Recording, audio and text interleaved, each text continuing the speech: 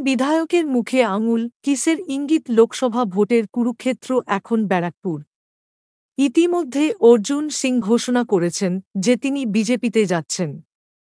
তার মানে মোটামুটি এটা স্থির যে তিনি বিজেপির টিকিটেকেই ব্যারাকপুর লোকসভা কেন্দ্রে লড়বেন।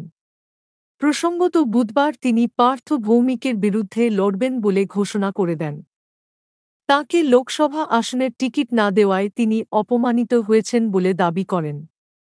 উল্লেখ্য ব্যারাকপুর লোকসভায় মোট ৭টি বিধানসভা আছে। সেই বিধানসভা এলাকার ৩ বিধায়কের একটি ছবি ঘিরে শোরগোল পড়ে গিয়েছে।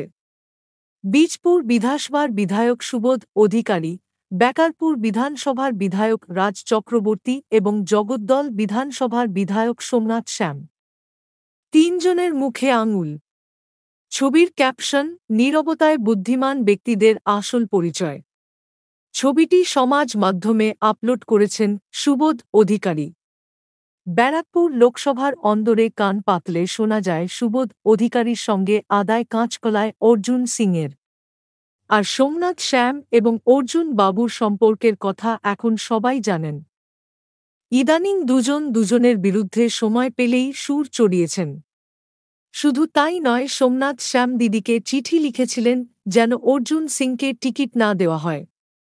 আর রাজ চক্রবর্তীর সঙ্গেও বিশেষ ঘনিষ্ঠতা নেই অর্জুন বাবুর। প্রসঙ্গত ৩ জনেই দাদা পার্থর ভক্ত। সম্প্রতি সুবোধ বাবু নাটকে অভিনয় করেন পার্থ ভৌমিকের সঙ্গে, আর পরিচালক রাজের ওয়েব সিরিজে পুলিশের চরিত্রে অভিনয় করেন পার্থ বাবু। এইটুকু আঁচ করাই যায় যে এই পোস্ট অর্জুন সিংকে উদ্দেশ্য করে লেখা। তবে কি বলতে চাইলেন সুবোধ অধিকারী? তাঁর সঙ্গে ফোনে যোগাযোগ করা হলে তিনি উত্তর দেননি। তবে এই দিনই পার্থ ভৌমিক ঘোষণা করেছেন তাঁর নির্বাচনী এজেন্ট হচ্ছেন সৌরভ সিং, অর্থাৎ অর্জুন সিং এর ভাইপো। ঘরে বাইরে সিংজিকে দাপিয়ে রাখার চেষ্টা কি সফল হবে সেটা হয়তো সময় বলবে, তবে আপাতত সমাজ মাধ্যমের এই যুদ্ধ অনেকেরই নজর কাড়বে বলে মনে করছে রাজনৈতিক মহল।